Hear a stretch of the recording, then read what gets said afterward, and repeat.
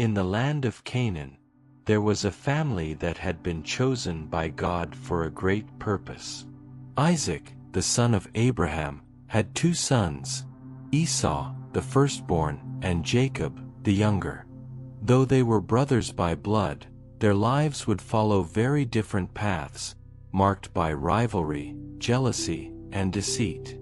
Esau was a man of the wild, strong and rugged, a skilled hunter who spent his days roaming the fields and forests, seeking the thrill of the chase. He was his father Isaac's favorite, a man who held the deep respect of his family and the admiration of many in the land. Esau's heart was simple, his desires were for immediate pleasures, and he often acted impulsively, without thinking of the consequences. Jacob, on the other hand, was more reserved, quiet, and thoughtful. He spent his time by the tents, working the land and caring for the household. He was a man of cunning, a strategist who thought ahead, preferring to use his wit over strength. His mother, Rebekah, favored him over Esau, and their bond was a strong one. This favoritism sowed the seeds of tension between the brothers, especially when it came to the blessing of the firstborn, a blessing of great importance in their culture. From a young age, Jacob could see the value of the birthright that Esau held and began to covet it. He knew that the birthright would not only bring him material wealth but also the spiritual blessing of their father Isaac, who would bestow the family's divine promise upon the one who held it. Though Esau cared little for such things, dismissing them as unimportant compared to the pleasures of his hunting, Jacob saw it as a means to secure a future of significance and favor. One fateful day, Esau returned from the fields, exhausted and famished after a long hunt. He was near collapse, driven by hunger. Jacob, in the meantime, was preparing a pot of stew. Esau, desperate to eat, begged his brother, "Let me eat some of that red stew, for I am faint." Jacob, always the schemer, seized the opportunity. "Sell me your birthright, and I will give you some," Jacob proposed, his voice cool and calculating.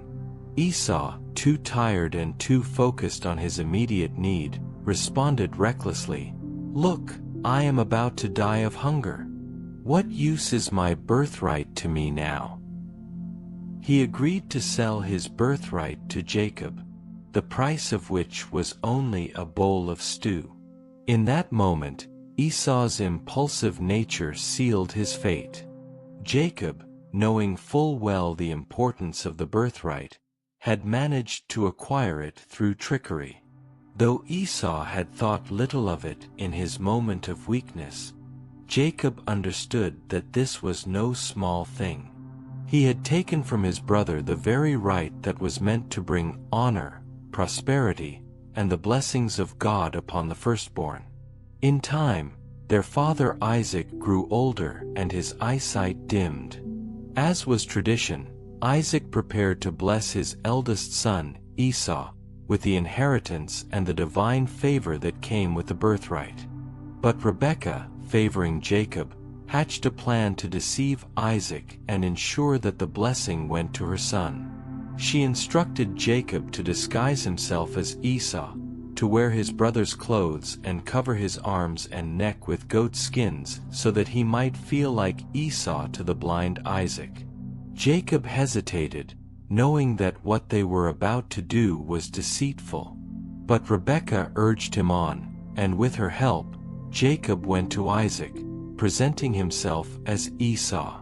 Isaac, though suspicious, was fooled by the smell of Esau's clothes and the feel of the goat skins, and he bestowed the blessing meant for Esau upon Jacob. When Esau returned, having hunted and prepared the meal Isaac had requested, he was devastated to discover that the blessing had already been given to Jacob. He cried out in anguish, "Bless me, even me also, O my father!" But Isaac's response was firm, Your brother came with deceit and has taken away your blessing." Esau, enraged and heartbroken, swore vengeance upon Jacob. "The days of mourning for my father are near. Then I will kill my brother Jacob," he vowed. Rebekah, fearing for Jacob's life, sent him away to her brother Laban in Haran, instructing him to stay there until Esau's anger subsided. Thus, Jacob fled from his home, leaving behind the life he had known, his father's house, and his brother's fury. He embarked on a journey of uncertainty, both physically and spiritually, carrying with him the weight of his deception and the fear of facing the consequences of his actions. This marked the beginning of a long separation, one that would last for years and change the course of their lives forever. As Jacob journeyed away from the family he had known, he could not have foreseen the ways in which God would guide him, nor the eventual reunion he would have with his brother. But the road ahead would be long, filled with struggles, both external and internal, and the reconciliation between Jacob and Esau would not come easily. The seeds of their future encounter had already been sown in the past, and their story was far from over. As Jacob left the familiar fields of Canaan behind, the weight of his actions began to settle heavily on his shoulders. The journey to Haran, the land of his mother's family, felt endless, and with each passing day, the memory of his brother Esau's face, filled with anger and betrayal, haunted him. He was running not only from Esau's wrath, but also from the guilt of deceiving his father Isaac, a man who had loved him despite his imperfections. 4 years, Jacob lived in Haran under the roof of his uncle Laban. The years were not kind, yet they were formative. Jacob's life in Haran, though filled with work, deceit, and manipulation, would ultimately reshape him in ways he could never have anticipated. He found himself falling in love with Laban's daughter, Rachel, a beautiful woman who embodied the qualities Jacob had always longed for, a companion to stand by him in a world filled with challenges. Yet his love for Rachel came at a high cost. Laban, knowing that Jacob had no other choice but to stay and work for him, imposed a deal on his nephew. Jacob would have to serve 7 years for the right to marry Rachel. Although these years of labor seemed long and grueling, Jacob was determined, and his love for Rachel drove him to endure the hardship. But in an unexpected turn of events, after the 7 years of service, Laban deceived Jacob in the same way that Jacob had deceived his father. On the night of the wedding, Laban tricked Jacob into marrying his older daughter, Leah, instead of Rachel. Jacob was furious when he realized the deception. Yet, in a twist of irony, Laban offered him Rachel as well, but on the condition that Jacob would work another 7 years to earn her hand in marriage. Jacob, though deeply hurt and frustrated by the betrayal, agreed to the terms, his desire for Rachel outweighing his anger. These years of working for Laban were filled with struggles and challenges. Jacob's relationship with Laban became increasingly strained as Laban sought to take advantage of him, changing the terms of their agreements multiple times. Yet, throughout these years, God began to bless Jacob. His flocks grew, and he became increasingly prosperous, even though Laban tried to manipulate him at every turn. Jacob's cunning and strategic thinking, much like his father's, played a significant role in his success. Despite his material gains, Jacob could not shake the guilt that lingered in his heart. The years spent apart from his family were not just a physical separation, but a spiritual one. He had betrayed his brother and deceived his father, and though God had been with him in his struggles, Jacob was still burdened by his past actions. He often found himself wondering if he would ever be able to make things right with Esau. Jacob's internal turmoil only deepened as he watched his family grow. He had 12 sons, each one born to one of his 4 wives, Leah, Rachel, and their 2 handmaids, Bilhah and Zilpah. But even though he loved Rachel deeply, he could not escape the jealousy and rivalry between his wives. Leah, who bore Jacob many sons, felt unloved compared to Rachel, who had finally borne him 2 sons, Joseph and Benjamin. The rivalry between Rachel and Leah, which had started long before Jacob's arrival in Haran, continued to grow, and the tensions in Jacob's household were palpable. Yet, despite these challenges, Jacob's heart longed for reconciliation. He knew that one day he would have to return to Canaan, and the prospect of facing Esau once again filled him with dread. But he also knew that his journey was not just about reconciling with his brother, it was about reconciling with himself. He had to confront the man he had become, the man who had lied, manipulated, and deceived in order to gain his way. And he knew that to heal the wounds between him and Esau, he would first have to heal the wounds within his own heart. After years of service to Laban, Jacob finally decided it was time to leave Haran and return home. He knew that this would be the moment of truth, the moment when he would face the consequences of his actions and confront the brother he had wronged so long ago.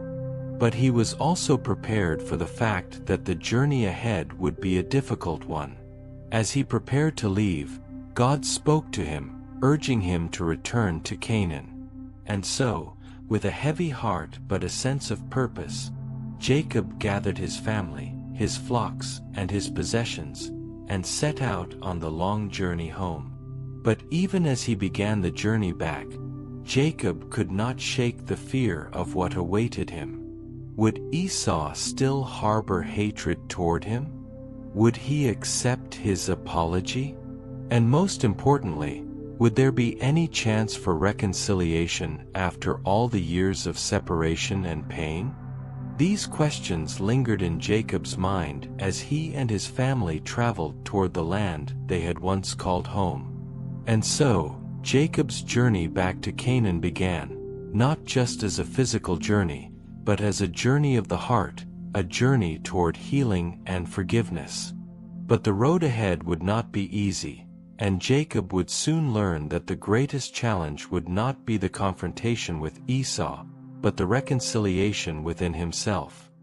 Jacob's journey back to Canaan was filled with a sense of anticipation and dread. The road, long and uncertain, seemed to stretch endlessly before him, and as he traveled with his family and his wealth of flocks and servants, his thoughts remained fixed on one thing: the inevitable confrontation with Esau. After so many years of separation, Jacob had no idea what awaited him. Would his brother still be filled with anger, or had time and life softened his heart? As they made their way across the harsh terrain, Jacob wrestled with his emotions. On one hand, he longed to reconcile with Esau, to put the past behind them, and to repair the relationship that had been broken by his own deceit. On the other hand, he was consumed by fear. Fear of Esau's wrath, fear of rejection, and fear of the judgment that he deserved for his betrayal all those years ago. The weight of guilt still clung to Jacob like a heavy cloak. He remembered the day he had tricked his father Isaac into giving him the blessing that was meant for Esau. He could still hear Esau's anguished cries, the words that echoed in his mind, "Bless me, even me also, O my father." The betrayal had been a defining moment in their relationship, and Jacob could not help but wonder if Esau would ever forgive him. Despite the fear that gnawed at him, Jacob could not avoid the truth. He had to face his brother.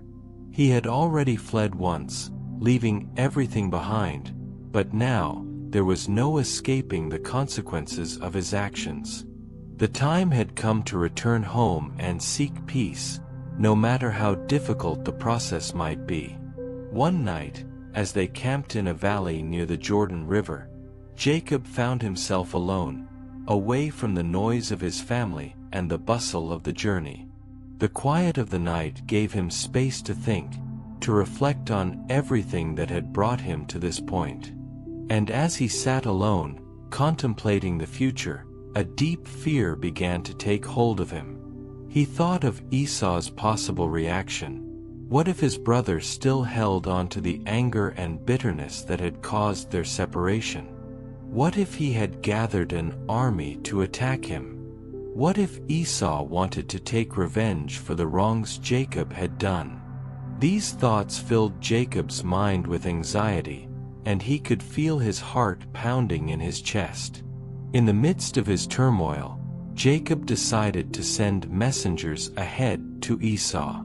He instructed them to deliver a message, humbly and respectfully, that he was returning home after many years of exile and hoped to find favor in Esau's eyes. He sent gifts, including flocks of sheep, goats, camels, and cattle, as a token of his goodwill, hoping that Esau would see them as a sign of reconciliation. The messengers were to tell Esau that Jacob was coming in peace, not as an enemy. The night felt endless as Jacob awaited word from the messengers. When they finally returned, their faces were grim. They told Jacob that Esau was coming to meet him, but with a troubling detail: he was accompanied by 400 men. The sight of this news struck fear deep into Jacob's heart. 400 men? Was Esau preparing for battle? Was this the revenge he had been waiting for? Jacob's worst fears seemed to be coming true. He was about to meet his brother after all these years, and yet, instead of the embrace of reconciliation, he feared that he was walking into a storm of anger and retribution. In desperation, Jacob turned to God in prayer. He had always known that God had been with him throughout his journey, but now, as the moment of confrontation drew near, he felt the need for divine intervention more than ever. "O God of my father Abraham and God of my father Isaac," Jacob prayed, "you said to me, 'Return to your country and to your relatives, and I will make you prosper.' I am unworthy of all the kindness and faithfulness you have shown me. Please deliver me from the hand of my brother Esau, for I am afraid he will come and attack me, and the mothers with their children. But you have said, 'I will surely make you prosper, and will make your descendants like the sand of the sea, which cannot be counted.'" Jacob's prayer was full of desperation and hope, acknowledging his own unworthiness but also calling upon the promises of God.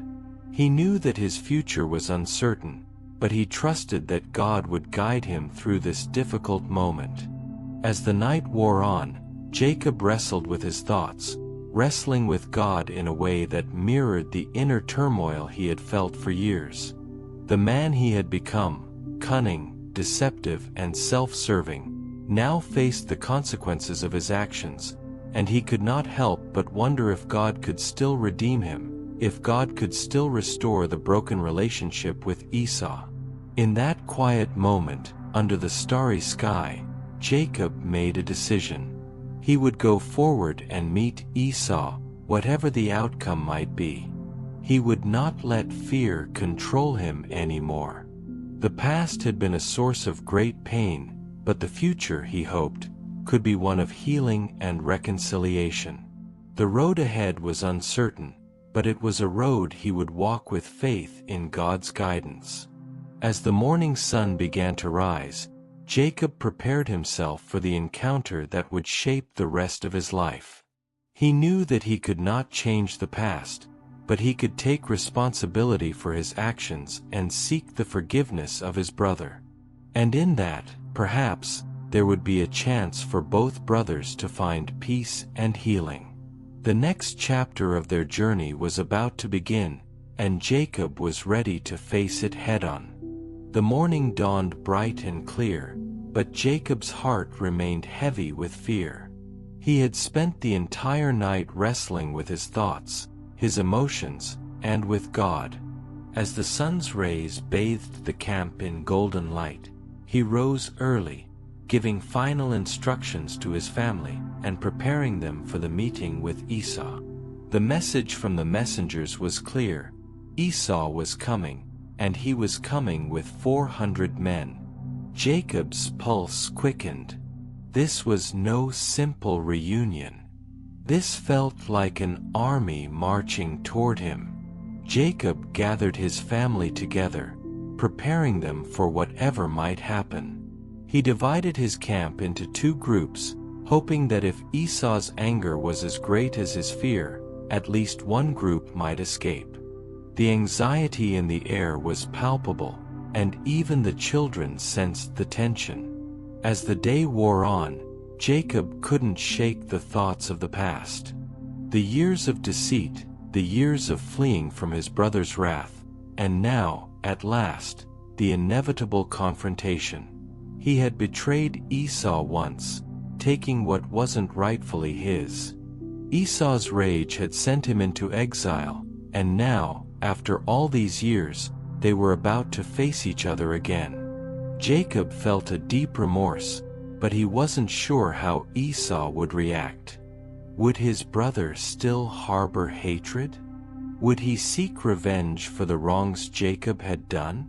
Or had enough time passed that Esau could look beyond the betrayal and see his brother again? The uncertainty gnawed at him. Before the meeting with Esau, Jacob did something he hadn't done in a long time. He prayed. He knelt on the ground, his face humble and desperate.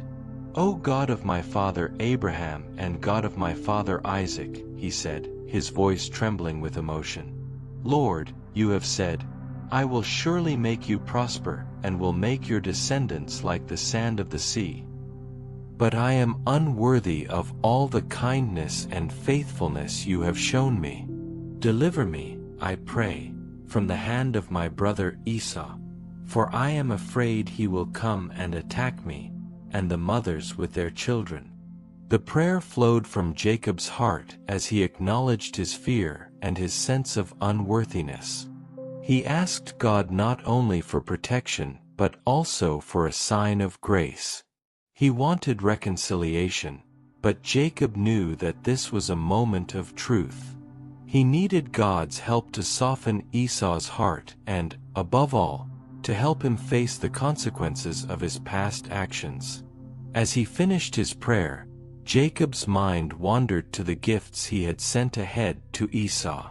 A caravan of sheep, goats, camels, and cattle. Countless animals to be offered as peace offerings.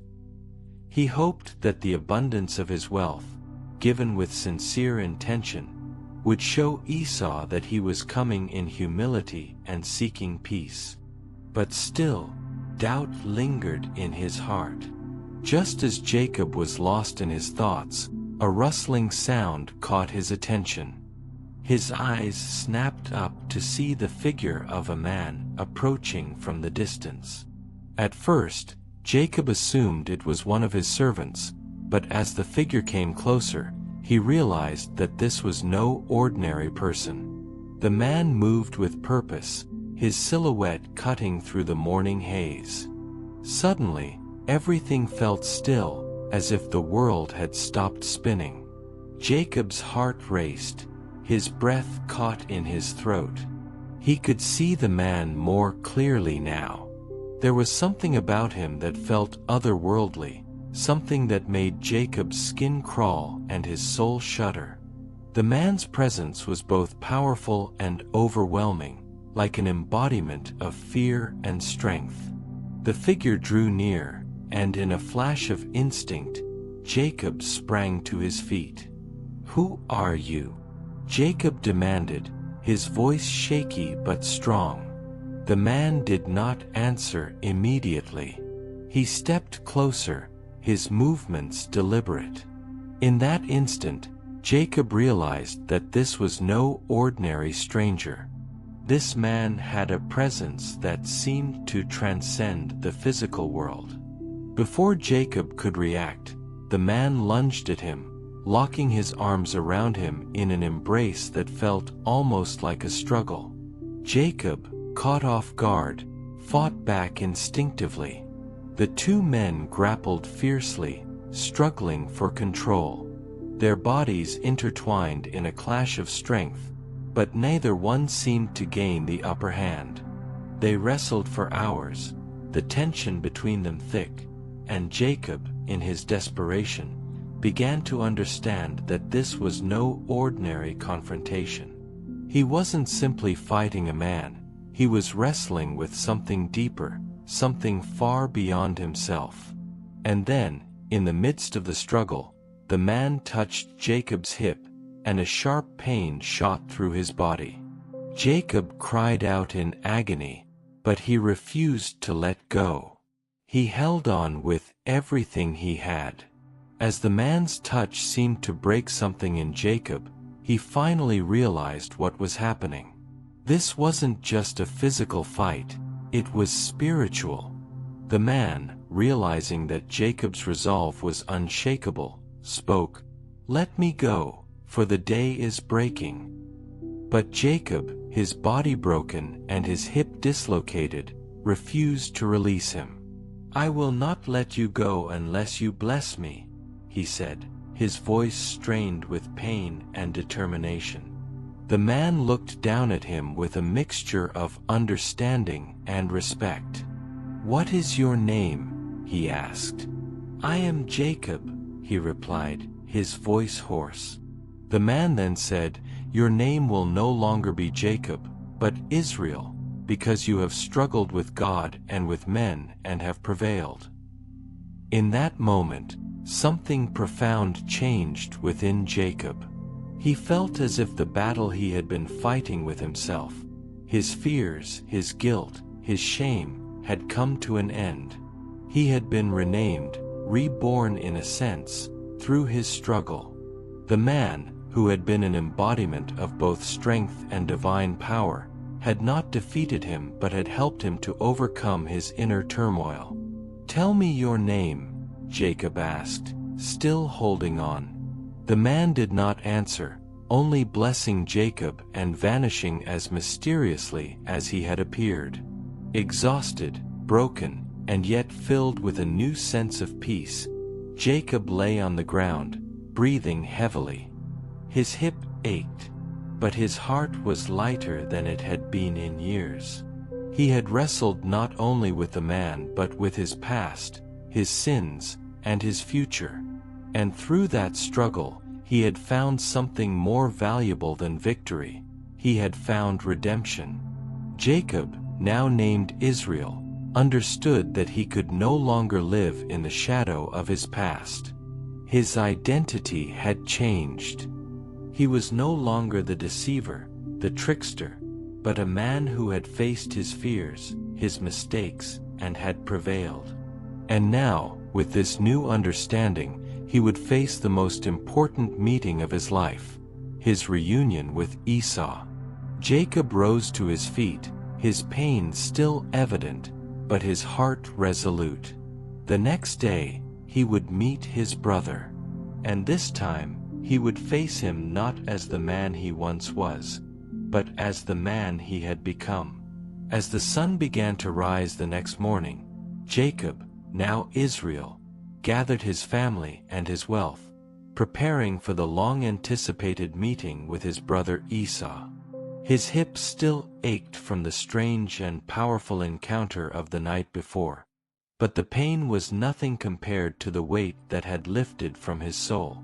The spiritual wrestling he had endured had given him a new strength, and he now felt a sense of clarity he hadn't had before.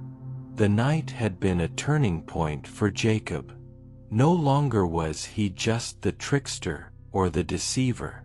The name Jacob had been taken from him, replaced by Israel, a name that symbolized his struggle and his victory over both man and God. The blessing he received in the moment of his vulnerability was not just about physical victory, but spiritual renewal. And now, as he prepared to meet Esau, Jacob knew that reconciliation would require more than just material gifts. It would require a transformation of the heart. Esau's approach still weighed heavily on his mind. He had been the recipient of Jacob's greatest betrayal, the man who had been wronged and cast aside, with no understanding of the years of pain and fear that Jacob had endured. Jacob had no idea if Esau's heart had softened, or if he would meet him with the same fury that had once consumed him. He could only hope that the years had worked their magic, that time had dulled the sharpness of his brother's anger. Jacob sent his servants ahead once more with additional gifts. A caravan of goats, sheep, camels, and cattle. He spared no expense, wanting to convey his sincerity and the deep regret he felt. He hoped that these gifts would serve as a peace offering, a way to show Esau that he had changed, that he was no longer the man who had taken everything from him. As the messengers returned, Jacob's heart pounded in his chest. They had met Esau, they reported, but there was something troubling in their news. Esau was coming to meet him, but this time, he was bringing his 400 men. Jacob's stomach sank. He had feared this moment, the possibility that Esau had not forgiven him and was preparing for battle. The idea of facing Esau in combat, after all the years of separation and suffering, seemed unbearable. Jacob's mind raced. He couldn't outrun Esau and his men. He couldn't fight them all. He had nothing left to do but pray and prepare for the worst. With a heavy heart, Jacob turned to the one source of comfort he knew, the same God who had promised him a future and had given him the strength to face his fears. Kneeling once again, Jacob lifted his voice to the heavens. O God of my father Abraham, and God of my father Isaac, O Lord, who said to me, "Return to your country and to your relatives, and I will make you prosper. I am unworthy of all the kindness and faithfulness you have shown your servant. I had only my staff when I crossed this Jordan, but now I have become two camps. Save me, I pray, from the hand of my brother Esau, for I am afraid he will come and attack me and the mothers with the children." As he finished his prayer, Jacob felt the familiar sense of peace that he had encountered before. But it didn't take away the fear, nor did it take away the uncertainty of what would happen when he finally faced his brother. What could he say to him? How could he ever make up for what he had done? It was then that Jacob made a decision. He would divide his family and his possessions into two groups. The logic was simple. If Esau came with intent to harm them, perhaps one group would escape. It was a calculated decision, one born of fear, but also of strategic thinking. Jacob still wasn't sure whether Esau's anger had truly subsided, but he had to take precautions, especially for the safety of his wives and children. As the hours passed, Jacob waited with growing anticipation. He couldn't sit still, his mind racing with every possible scenario. He had deceived Esau once, but now, years later, could he face his brother with honesty and humility? Was there any hope for the two of them to start over, or would Esau's wrath be too much to bear? Finally, the moment arrived. From a distance, Jacob saw the silhouette of Esau and his 400 men approaching. His heart pounded violently in his chest as the figure of his brother became clearer, his tall frame unmistakable even from afar. Esau was no longer the young man full of anger and revenge. He was older now, his face hardened by the years, but there was something different in his posture. Jacob could not tell if it was the years that had changed Esau or if it was something else. but the fear inside him only grew. Jacob turned to his family one last time. He urged them to remain calm and promised them that he would do whatever he could to ensure their safety. Then, he took a deep breath and began the walk toward Esau. Each step was measured, each breath slow and deliberate. When the distance between the two brothers was close enough, Jacob bowed low to the ground in respect, humbling himself completely before his brother. "Esau," he said softly, his voice trembling but firm, "I am your servant, and I come in peace." What happened next shocked him. Esau, instead of raising a weapon or shouting words of anger, ran toward Jacob with tears in his eyes. Jacob stood frozen, unsure if this was an illusion, but when Esau reached him, he embraced him tightly, lifting him off the ground in a display of raw emotion. "Jacob," Esau said, his voice thick with emotion, "I have waited for this moment for so long, and I have learned that revenge is not the answer. You are my brother, and I forgive you." For the first time in years, Jacob felt a wave of relief wash over him. The heavy burden of guilt and fear, which had weighed on him for so long, was finally lifted. Esau's forgiveness was a gift that Jacob could never have imagined, and in that embrace, they found not just reconciliation, but healing. And so, the two brothers stood there, no longer divided by the past, but united in a moment of peace. The road ahead was still uncertain, but for the first time, Jacob felt that the future held the promise of something better, of a life rebuilt through forgiveness and grace. Jacob and Esau stood together in a moment of profound silence, the weight of years of separation and pain lifted in an instant by Esau's embrace. The two brothers, once bitter rivals, now shared a bond of mutual understanding. Esau had not come to seek revenge as Jacob had feared, but instead, he had come with an open heart and a spirit of forgiveness. For Jacob, the long journey of self-reckoning and seeking reconciliation had led him to this pivotal moment. The air between them was filled with tension, but it was the kind of tension that occurs when a storm passes and the skies begin to clear. Esau pulled back slightly, still holding on to Jacob's shoulders, and looked him in the eye. "I've thought about this moment a lot," Esau said quietly, "and I've come to realize that the past is behind us.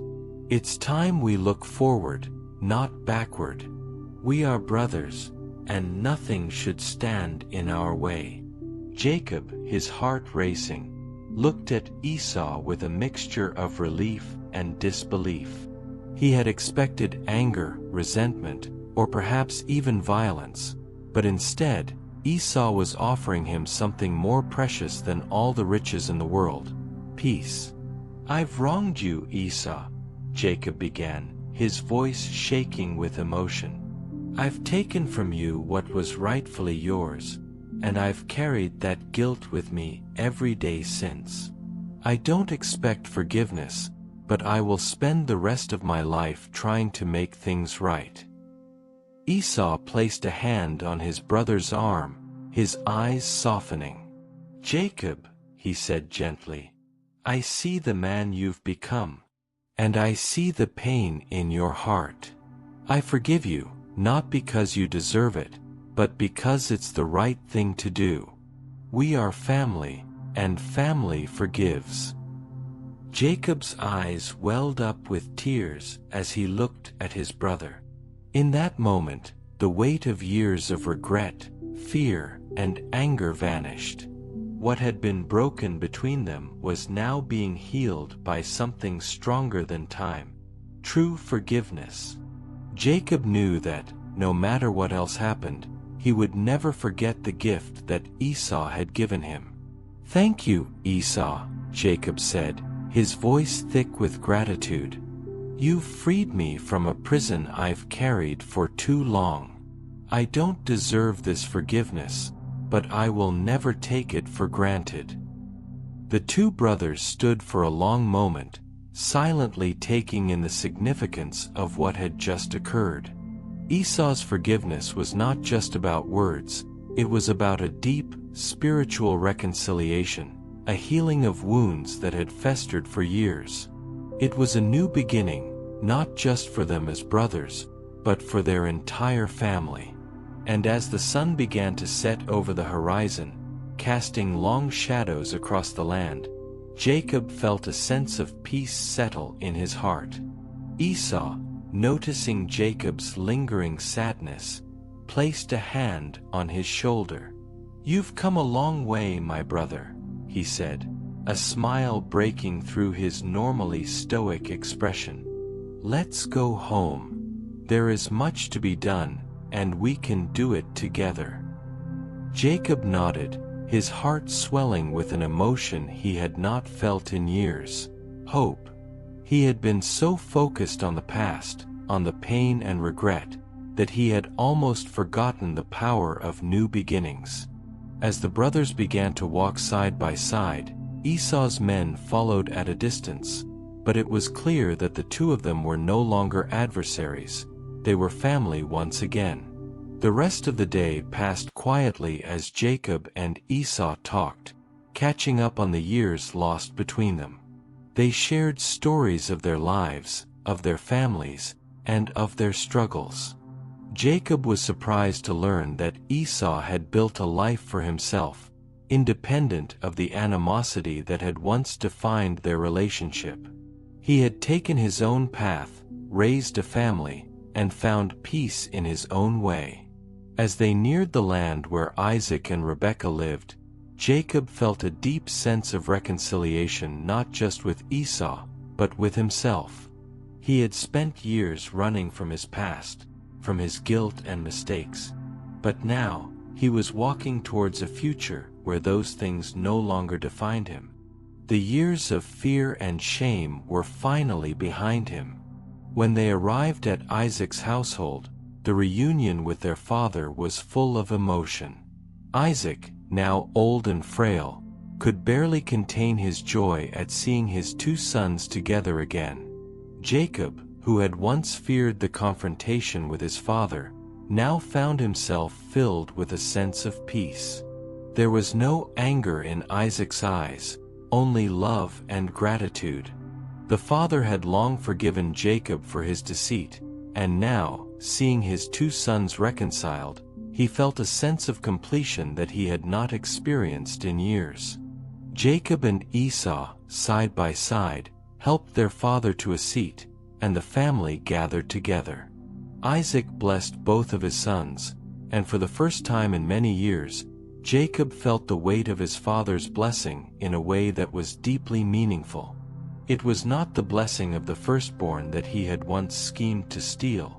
It was a blessing rooted in love, in forgiveness, and in the acknowledgement of the path each of them had taken. That night, as the family sat around the fire, the bond between Jacob and Esau seemed unbreakable. What had once been a relationship defined by rivalry, deceit, and bitterness was now transformed into one of mutual respect, love, and understanding. Jacob, looking around at his family, his wives, children, and the brother who had once been lost to him, finally understood what it meant to be truly blessed. The blessing he had once stolen through trickery, he now realized, could only truly be received through humility and forgiveness. As the fire flickered and the stars filled the sky, Jacob knew that the journey of reconciliation was far from over. But he also knew that the hardest step had already been taken.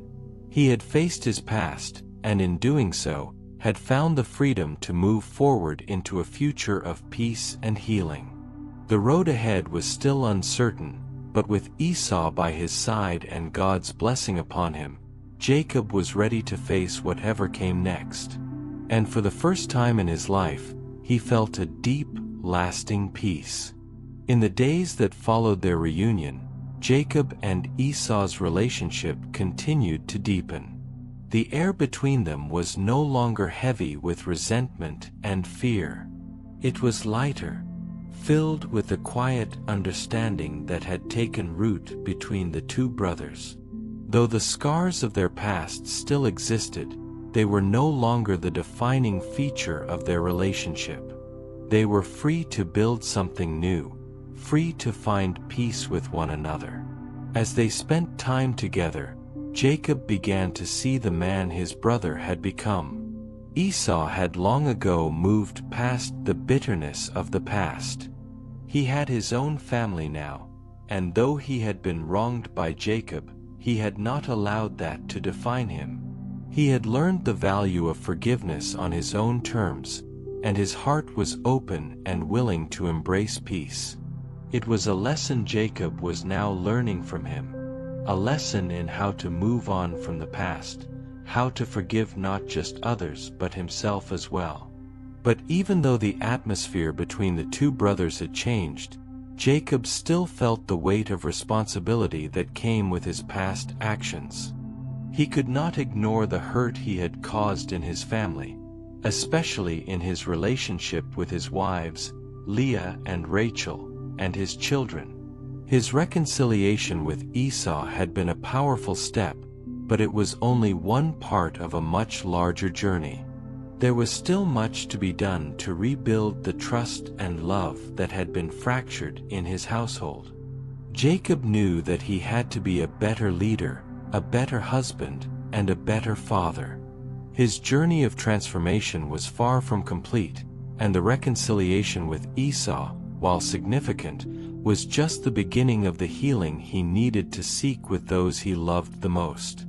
One afternoon, as the family sat together around a fire, Jacob turned to Leah, the woman who had borne him 6 sons, and who had always been faithful, even when she felt unloved. He saw in her eyes the hurt she had carried for years, the pain of not being the one he loved most. Rachel, his beloved, had been the center of his affections for so long, and Leah had often been left to feel neglected, though she had done everything in her power to bear him children and provide for him. "Leah," Jacob began, his voice filled with vulnerability, "I know I have not always treated you as you deserve. For that, I am deeply sorry. You have been faithful to me, and you have borne me sons. You deserve love, respect, and honor, and I will do everything in my power to show you that you are valued, not just as the mother of my children, but as my wife." Leah, who had often been silent in the face of Jacob's affection for Rachel, looked at him with a mixture of pain and hope. "Jacob," she said softly, "I have always loved you, and I have never asked for anything in return. But I do want you to see me, not just as the one who bore your children, but as a woman with feelings, with desires, with a heart that needs to be loved and seen." Jacob's heart swelled with emotion as he reached out and took Leah's hand. "I see you now, Leah, and I promise you, from this day forward, I will work to be the husband you deserve."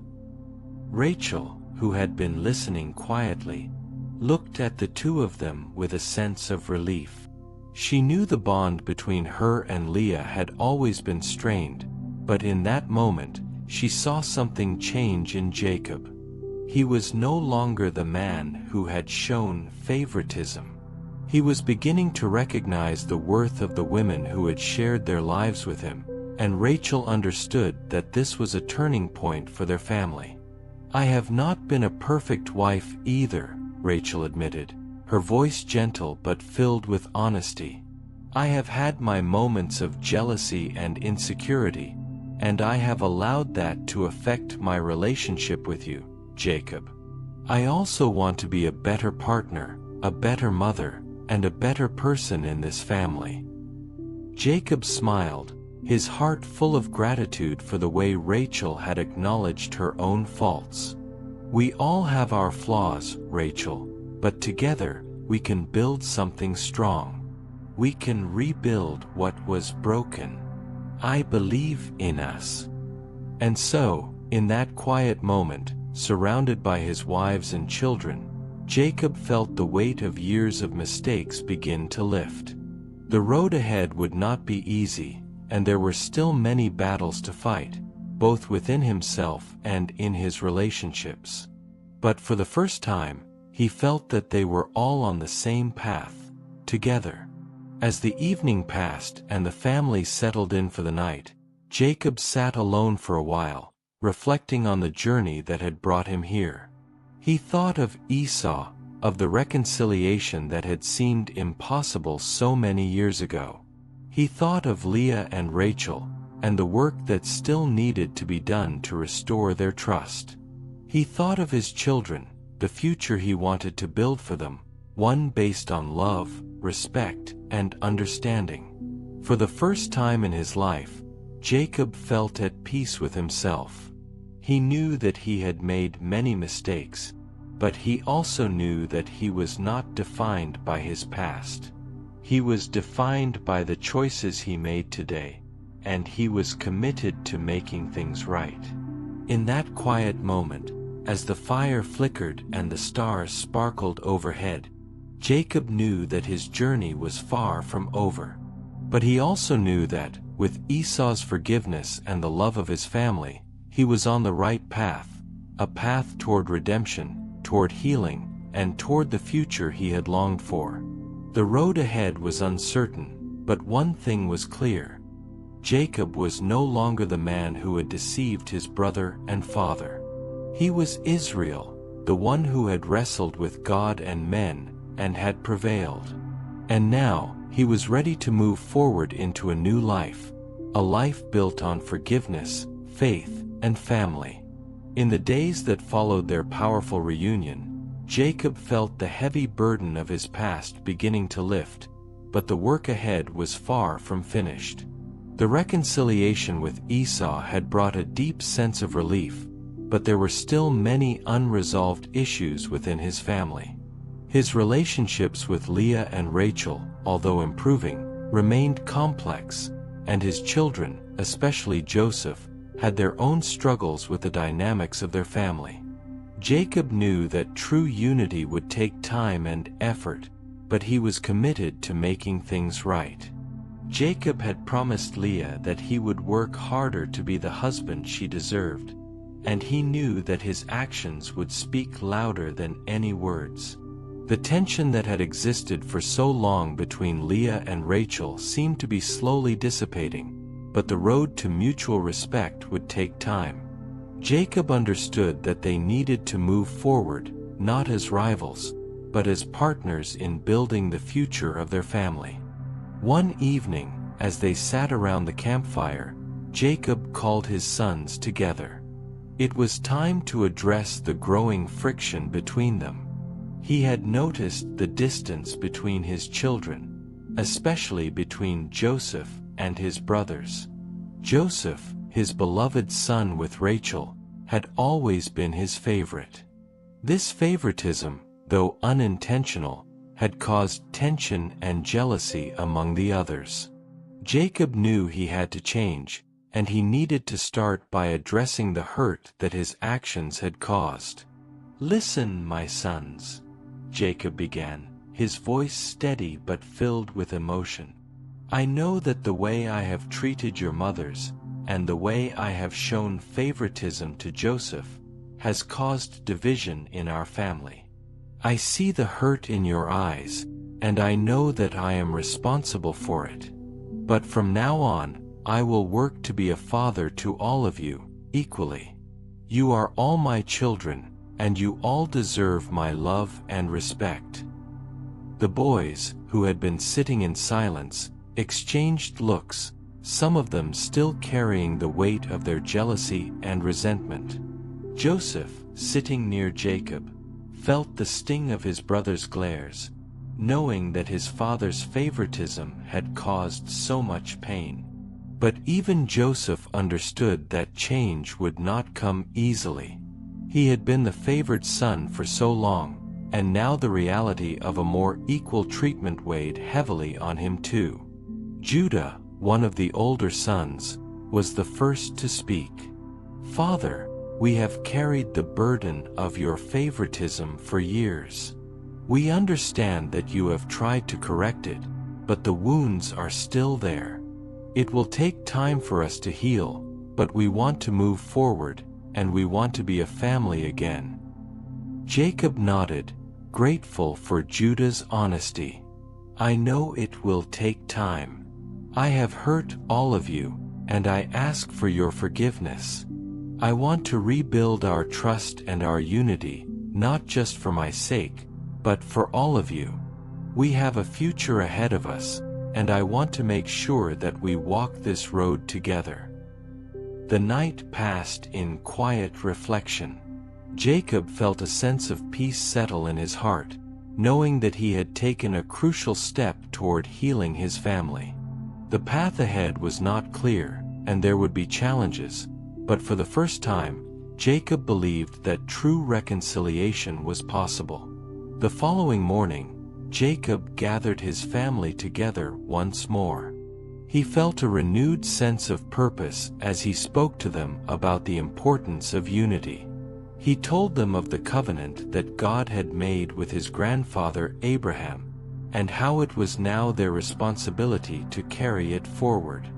"We are more than just a family," Jacob said, his voice steady. "We are a nation, and the future of this nation depends on our ability to stand together." His words resonated with his children. Though they still had much to learn, they understood the importance of what he was saying. They knew that, despite their differences, they were bound together by something much greater than their individual struggles. The promise that God had made to Abraham was now theirs to fulfill, and they would need each other to carry out that sacred task. As the days passed, Jacob worked hard to repair the rifts in his family. He spent more time with his children, giving them equal attention and showing them that they were all valued. He also continued to foster the relationship between Leah and Rachel, encouraging them to work together as sisters rather than as rivals. Though the process was slow, the family began to heal. Jacob knew that forgiveness was not a one-time event, but a continuous journey. Every action, every word, and every choice he made would play a part in rebuilding the trust that had been broken. And though the journey ahead was long, Jacob felt that they were on the right path. His faith in God and in his family was being restored, and he was beginning to see that reconciliation was possible, not just between him and Esau, but within his own household as well. One evening, as the family sat together under the stars, Jacob reflected on how far they had come. He remembered the days of fear, guilt, and deceit, and marveled at how far they had come from those dark moments. He saw his sons laughing together, his wives working side by side, and for the first time, he felt a deep sense of peace. They were not perfect, and there was still much to be done, but they were walking this journey together. And that, in itself, was a miracle. As Jacob lay down that night, with the quiet sounds of his family around him, he felt that the road ahead, though uncertain, was one that he could face with hope. The past no longer defined him, and the future was not a place of fear, but a place of possibility. With God's guidance and the love of his family, Jacob knew that there was nothing they couldn't overcome together. The healing had begun, and it would continue, step by step, day by day, until they became the united family they were always meant to be. The days continued to pass as Jacob and his family made their way through the land. The healing that had begun was slow but steady. There were no grand gestures of transformation, no sudden moments of complete peace, but the small, consistent changes were becoming more apparent. Jacob's relationship with Leah, Rachel, and his children was evolving into something more harmonious. Yet, even as they moved forward, the shadow of the past occasionally loomed over them. Jacob knew that reconciliation didn't mean everything would be perfect. There would still be challenges to face, moments of tension, and tests of character that would reveal whether the changes they had made were truly sustainable. One afternoon, while traveling through a particularly barren stretch of land, Jacob was reminded of the struggles he had endured in Haran. He thought about the years he had spent working for Laban, the deceit and manipulation, and how his time there had shaped him into the man he was now. But even in those difficult years, God had been with him. And Jacob knew that it was God's presence that had carried him through every trial. Yet, there was a deep concern in Jacob's heart, one that had been present since the beginning of their journey back home. His thoughts often returned to the time when they would have to face the broader community and settle once and for all their place in the world. They were no longer wandering, and the time to confront their future as a family and as a nation had arrived. One evening, while they were resting, Jacob noticed the growing unease among his children. Joseph, especially, seemed to be becoming increasingly withdrawn, though Jacob couldn't pinpoint why. The rivalry between Joseph and his brothers had been a source of tension for years. Jacob knew that his love for Joseph, though sincere, had caused deep divides in the family. But he also realized that it was time to address these issues head-on. Jacob decided to gather his sons again, hoping to clear the air and continue the healing process. As they sat in a circle by the fire, he noticed the reluctance in their eyes, the subtle tension in their body language. He took a deep breath, knowing that this conversation might not be easy, but it was necessary. "My sons," Jacob began, his voice steady, "I know that there have been many challenges in our family. I have been a poor leader at times, allowing division to grow where it should have been united. I have shown favoritism, and that has hurt all of you. I love each of you equally, but I know that my actions have not reflected that." The brothers exchanged glances, and Jacob could sense the discomfort in the air. But he continued, determined to address the heart of the matter. "I want you all to know that I see the pain that has existed between you.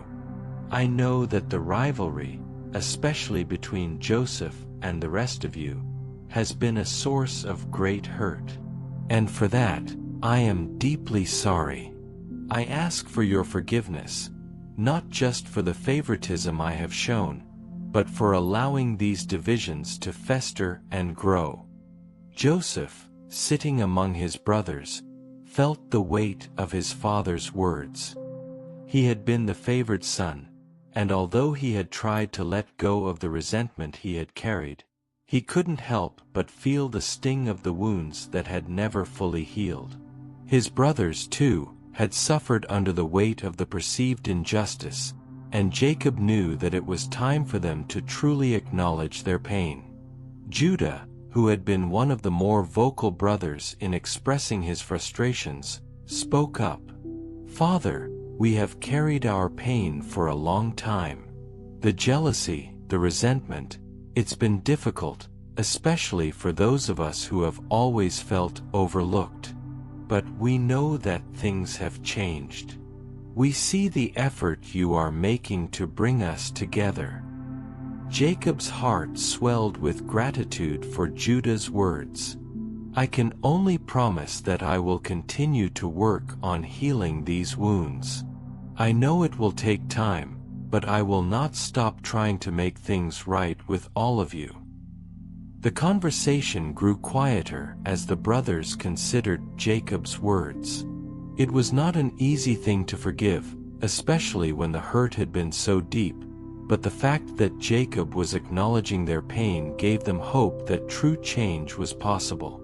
Even Joseph, who had long carried his own burdens, felt the beginnings of a shift within himself. He could see his father's sincere desire for reconciliation, and he felt a glimmer of peace rise within him. As the days passed, the family continued their journey. Jacob's words had opened the door to healing, but the road ahead remained uncertain. There were still many obstacles to face, not just within the family, but in the world beyond. They had yet to settle in the land that God had promised them, and Jacob knew that the true test of their unity would come when they faced the challenges that lay ahead. But Jacob also knew that with each step they took together, they were growing stronger. He had no illusions about the work that still needed to be done, but he was no longer afraid of it. He had wrestled with his past, and in doing so, he had gained the strength to move forward. And now, as a family, they had the chance to create a future built on love, respect, and the understanding that, though they were flawed, they were bound together by something greater than themselves. The journey would be long, and the challenges would not disappear overnight, but Jacob was certain of one thing: they were not walking this road alone. With faith in God, and in each other, they could overcome anything. And for the first time in years, Jacob felt a sense of peace in his heart. They were on the right path, and no matter how difficult the road ahead, they would face it together. The journey ahead was still long, and Jacob could feel the weight of responsibility pressing down on him. As they traveled toward the land of Canaan, he knew that their family was not yet fully united. Despite the progress they had made in healing old wounds, there were still moments of tension and uncertainty.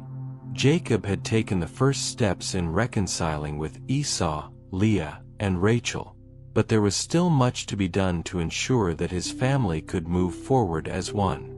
Jacob understood that leadership was not just about making decisions.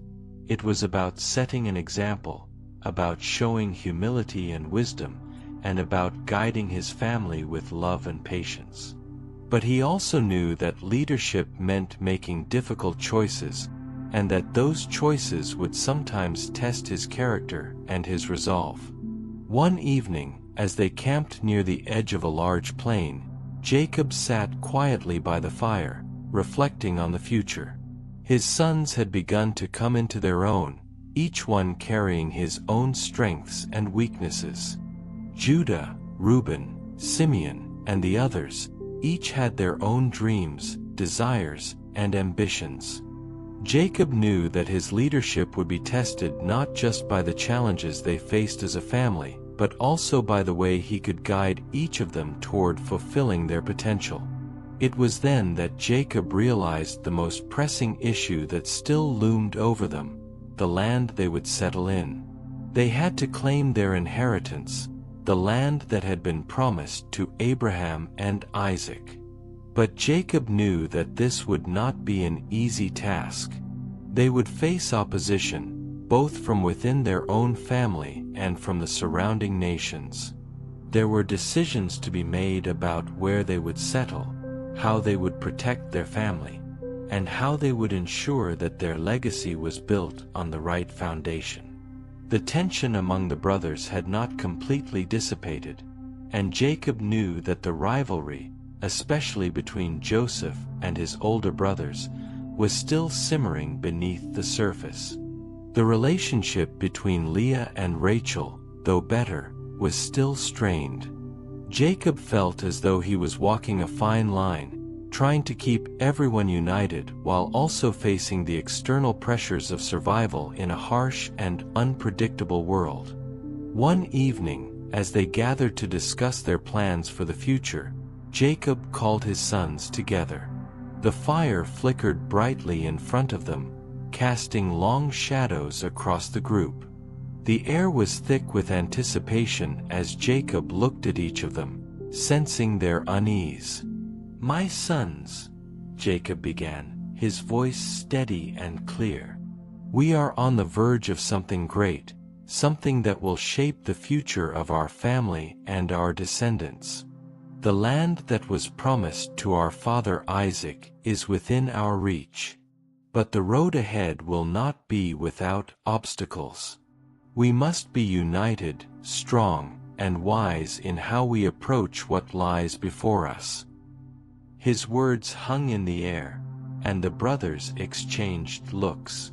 Jacob could see the conflict in their eyes. Some were eager to take on the challenge, while others were uncertain.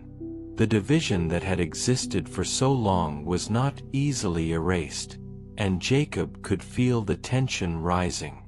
Reuben, the eldest, spoke first. "Father, we understand the importance of what you are saying. But we must also acknowledge that the road to this land is filled with danger. We do not know what challenges we will face, nor how the people who live there will respond to us. We must be cautious, and we must be strategic." Jacob nodded thoughtfully. He knew that Reuben's concerns were valid, and he appreciated his son's caution. But he also understood that caution alone would not secure their future. They had to be bold and decisive, willing to take risks for the sake of their family and their future. "I agree with you, Reuben," Jacob said, his voice firm. "But we cannot afford to wait forever. We must take action, and we must be ready for whatever comes our way. We will need to work together, as brothers, and put aside our differences. The success of our family depends on it." Simeon, always quick to voice his opinion, added, "Father, we are ready. But what about Joseph? He is the favored one, and his dreams have caused us nothing but trouble. Can we truly trust him to lead us?" Jacob felt the sting of Simeon's words. The rivalry between Joseph and his brothers was still raw, and Simeon's frustration was understandable. Jacob knew that Joseph's dreams, which had once caused such turmoil, had played a large part in the division between them. But he also knew that Joseph was destined for something great, something that would be vital to the future of their family. "Joseph's dreams are not a threat, Simeon," Jacob replied, his voice steady but filled with conviction. "Joseph has been given a vision by God. His dreams are a sign of what is to come, and we must trust in God's plan. He will play a key role in our future, just as each of you will. We are all part of this family, and each of you has a place in what is to come." The brothers were quiet, but Jacob could see that his words were having an impact. They still had a long way to go, but the seeds of unity were beginning to take root. That night, as Jacob lay in his tent, he prayed for wisdom. He prayed for his sons, that they would be able to put aside their differences and work together for the good of their family. He prayed for guidance, knowing that the path ahead was uncertain, but also knowing that God had been with him every step of the way. He trusted that God would continue to guide him and his family through the challenges they would face. As the stars twinkled above, Jacob felt a renewed sense of purpose. The journey ahead was long, but he no longer feared it. The unity of his family, forged in the fire of reconciliation, would carry them through whatever trials awaited them. And with God's blessing, they would build a future that honored the promises made to their forefathers. The next day, Jacob gathered his family once more. He could see the change in them. Their resolve was stronger, and the divisions that had once seemed insurmountable now appeared smaller.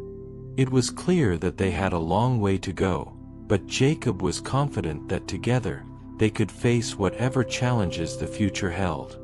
The road ahead was uncertain, but with faith, courage, and unity, they would walk it as one family. Jacob's journey, though filled with moments of reconciliation and progress, was far from over. Despite the unity that had begun to take root in their family, challenges were still on the horizon. As they neared the land of Canaan, Jacob knew that they would have to face not only external threats but internal conflicts that, if left unchecked, could unravel the peace they had worked so hard to build. Esau's forgiveness had brought a sense of relief to Jacob, but it was clear that the brothers' relationship, though healed, was still fragile. The wounds of the past had not completely healed, and Jacob knew that it would take time before true trust was restored between them. The road to full reconciliation was long, and Jacob was aware that every step required patience, understanding, and constant effort. More pressing, however, was the issue of their future, where they would settle and how they would protect their family. The land of Canaan, promised to their forefathers, was not uninhabited. The Canaanites and other nations lived in the region, and Jacob knew that they would have to navigate the complexities of coexisting with other peoples. He also had to figure out how to handle the growing tensions between his sons. Though they had made strides in healing their relationships, the jealousy, particularly towards Joseph, still lingered, and Jacob knew that the time had come to confront it head-on. One evening, as the camp settled for the night, Jacob called his sons together. The sky above was clear, the stars shining brightly, and the fire crackled warmly as the family gathered in a circle. Jacob could feel the weight of the moment. It was time to address the tension that had been simmering for far too long. "My sons," Jacob began, his voice calm but filled with the gravity of the situation, "we have come far in our journey, and we have reconciled much. But I know that there are still things between us that need to be dealt with. We have a future to build together, but it will require all of us to be united, to trust one another, and to move forward as a family." The brothers looked at one another, some with reluctance, others with apprehension. Jacob could sense that they were still wary, still carrying the weight of the past. But he knew that the time had come to address the heart of the matter, the jealousy and resentment that had plagued their relationships, especially between Joseph and his brothers. Jacob turned to Joseph, who had been sitting quietly among them. He could feel the tension in the air, and he knew that Joseph had suffered the most because of his father's favoritism. He also knew that Joseph's role in their future was crucial to the fulfillment of the promises God had made to their family. "Joseph," Jacob said, his voice gentle, "I know that you have carried the weight of being the favored son, and I know that your brothers have felt the sting of my favoritism.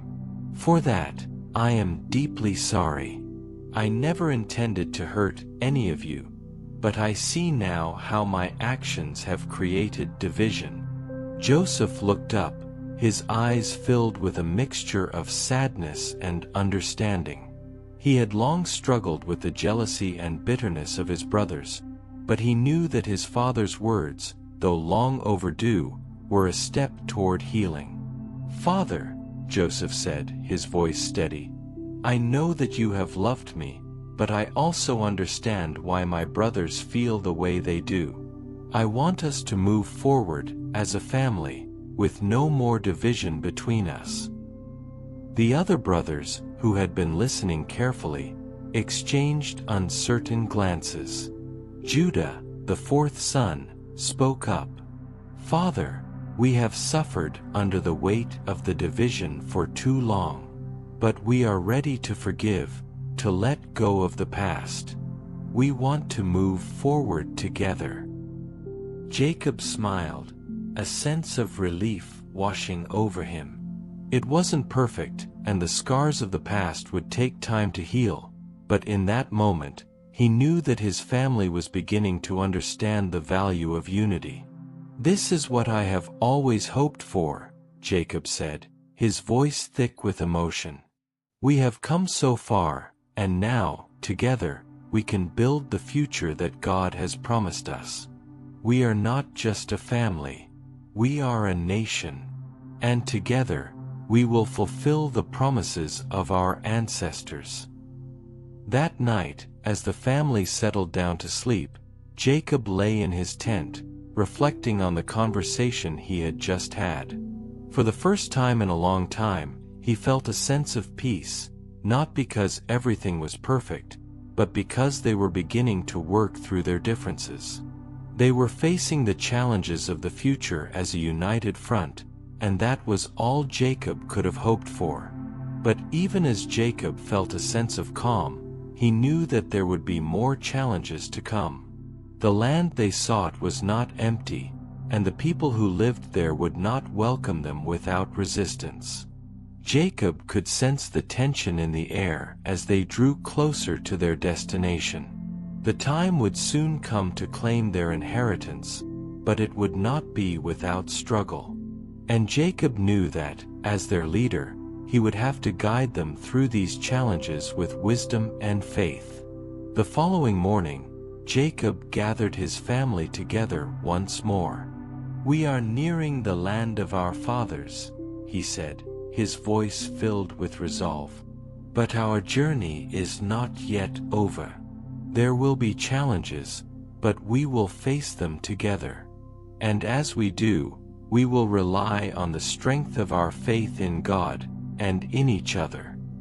His words, though simple, carried weight. Jacob knew that the days ahead would test them all, but he also knew that they were no longer the broken family they had once been. They were stronger now, united by forgiveness, by love, and by the hope of a future built on God's promises. As the family moved forward, Jacob felt a renewed sense of purpose. The path ahead would not be easy, but together they would face whatever came their way. And in that moment, Jacob understood that their journey, though fraught with difficulty, was also filled with hope. The future was uncertain, but the family had taken the most important step. They were united, and with that unity, they could overcome anything. The journey had been long, and the days were filled with moments of quiet reflection, tension, and growing hope. Jacob and his family were now on the threshold of the land that had been promised to their forefathers, Canaan. They could almost feel the soil beneath their feet, the promise that had been passed down through generations now within their grasp. But as they approached the land, Jacob knew that the hardest challenges still lay ahead. It wasn't just the land that they needed to claim, it was the future of their family, their unity, and their identity as a people. As they neared the borders of Canaan, Jacob's thoughts turned to the practical challenges of settling in a new land. He had heard stories of the inhabitants of the land, and he knew that the Canaanites would not simply welcome them as neighbors. They would need to establish themselves, build their homes, and protect their people from outside threats. But more pressing was the internal struggle. Could the unity that had begun to form between Jacob and his sons withstand the pressures that were sure to come? Could they put aside the old resentments and truly embrace the mission that God had given them? Jacob had already faced the most difficult part of his journey, reconciliation with Esau. Now, he had to ensure that the unity within his own family could hold strong. He had taken steps to repair the damage he had caused with his wives, Leah and Rachel, and his children, but the test of leadership was still in front of him. The tension between Joseph and his brothers was still present, and Jacob knew that even with reconciliation, it would take time for the wounds of the past to fully heal. As they set up camp for the night on the edge of Canaan, Jacob felt the weight of responsibility settle over him. He had reconciled with Esau, and his family was beginning to come together, but he knew that peace was fragile. It was a hard-earned peace, one that could easily slip away if they were not vigilant. He spent the evening walking alone, praying for guidance. As he walked through the quiet night, the stars shining above him, he felt the presence of God, as he had so many times before. But this time, the feeling was different. There was a deep sense of peace that filled his heart. "Lord," Jacob prayed, his voice soft but filled with conviction, "you have brought me this far. You have guided me through my trials and my mistakes, and now you have brought me to this moment. Help me lead my family with wisdom. Help us claim the land you have promised, and may we honor you in all that we do. I know there are still many challenges ahead, but I trust in your guidance." Jacob spent the night in prayer, reflecting on all that had brought him here: the years of deceit, the years of exile, the painful reconciliation with Esau, and the long journey toward rebuilding his family. He had come so far, but the road ahead was still uncertain. Yet, in that moment, he felt more certain than ever that they were on the right path. The next morning, Jacob called his family together. His heart was heavy, but there was also a renewed sense of purpose in his voice. "We are about to enter the land that God has promised us," he said, his voice steady but filled with emotion. "This is a great moment for us, for our family, and for our future. But we must remember that we are not just settling in a new land. We are building something for our children, for our descendants. We must work together, be united, and honor God in all that we do." His sons listened intently, their faces a mixture of anticipation and uncertainty. Jacob could see that, despite the progress they had made, the road to true unity would still be difficult.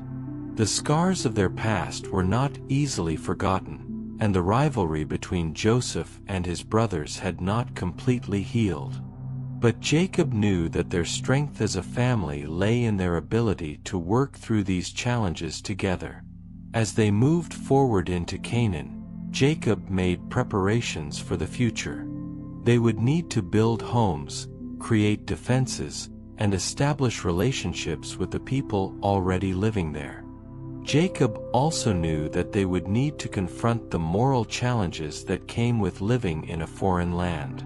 The Canaanites were known for their idol worship, and Jacob wanted to ensure that his family remained faithful to God. He took it upon himself to lead by example, making sure that his sons understood the importance of living by the covenant that God had made with their ancestors. One evening, after a long day of traveling, Jacob gathered his sons together once more. "We are entering a land filled with temptation," he said, his voice firm but compassionate. "But we must remember that we are set apart. We must not follow the ways of the people who live here. We must honor God, and we must remain true to the promises He has made to our family." His sons nodded, though Jacob could see the hesitation in their eyes. The world they were entering was a world of uncertainty and conflict, and it would not be easy to remain faithful. But Jacob was determined to guide them, to teach them what it meant to be a people chosen by God. That night, as the campfire burned low and the stars twinkled in the sky above, Jacob reflected on the journey that had brought him here. He had wrestled with God and with man, and he had faced the consequences of his past mistakes. But now, standing on the brink of a new chapter in their lives, he felt a deep sense of peace. The future was still uncertain, but Jacob knew that with God's guidance, they would face whatever came next. Jacob's family was no longer the fractured, divided group it had once been.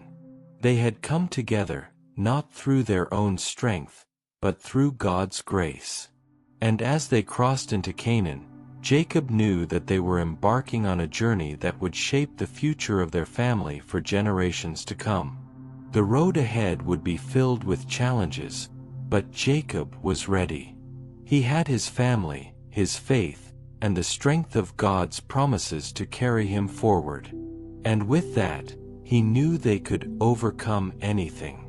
Pregunter AO ChatGPT. As Jacob and his family settled into the land of Canaan, the journey toward reclaiming their inheritance became increasingly real. The land, though beautiful and full of promise, was also full of challenges. The inhabitants of Canaan were not welcoming newcomers, and Jacob knew that they would have to fight for their place in this land. The future of his family was now intertwined with their ability to secure a home in this new territory.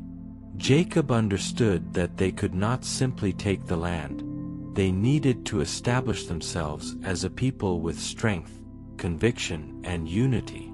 As he looked over his sons, Jacob realized that he had to prepare them for what lay ahead.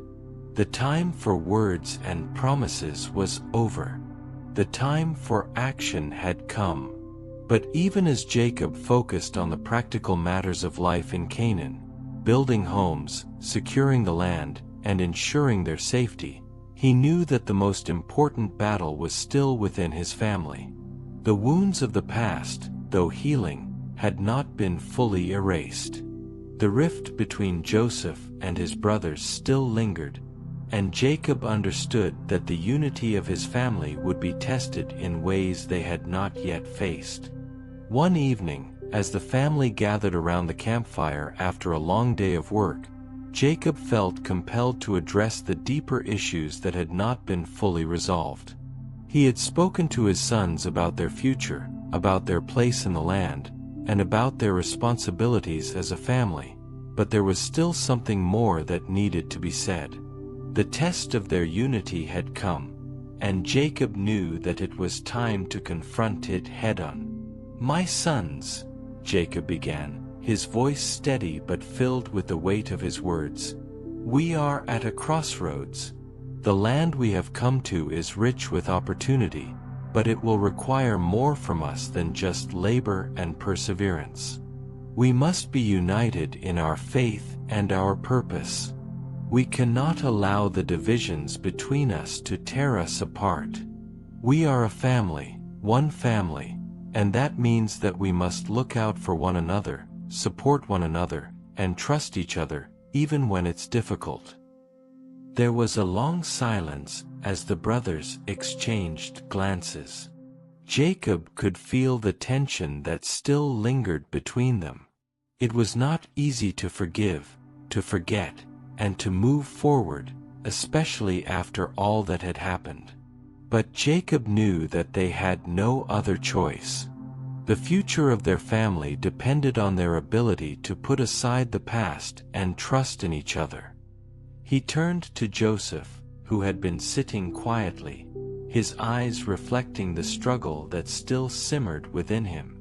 "Joseph," Jacob said, his voice softer now, "I know the burden you've carried. I know that my favoritism has caused you pain, and I am truly sorry for that. But I need you to understand something. Your dreams, the vision that God has given you, are not a curse. They are a blessing. God has a plan for you, for all of us, and we must trust in that plan." Joseph looked up, his face conflicted, his heart torn between the pain of the past and the hope of reconciliation. He had suffered under the weight of his father's favoritism, but he also knew that the time had come to forgive and to move forward. "I understand, Father," Joseph said quietly. "I know that the path I've walked has not been easy. I've carried the weight of my brother's anger, and I've wondered if I could ever be free of it. But I want to move forward, too. I want us to be a family again." Jacob smiled, his heart swelling with pride. "Then we begin again, together. We must be more than just a family in name. We must be a family in action. We must build our future here, in this land, with the knowledge that we are united in our purpose." The other brothers, who had been listening intently, nodded in agreement. Judah, who had been one of the most vocal in expressing his frustrations, spoke next. "Father, we have hurt each other, and we have carried our pain for too long. But we are ready to forgive, to let go of the past.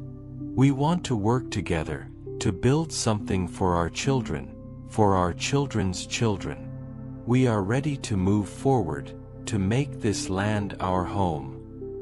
Jacob felt a sense of peace settle over him as he heard his sons speak with such conviction. The road ahead would still be difficult, and there would be moments of doubt and struggle, but in that moment, Jacob knew that the hardest part was behind them.